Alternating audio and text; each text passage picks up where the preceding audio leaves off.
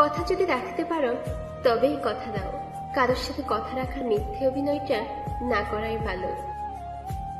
কারো কাছে সত্যি জানতে চাইলে তাকে বলুন আপনার চোখের দিকে তাকিয়ে কথা বলতে, কারণ সরাসরি চোখের দিকে তাকিয়ে মিথ্যে বলা যায় না।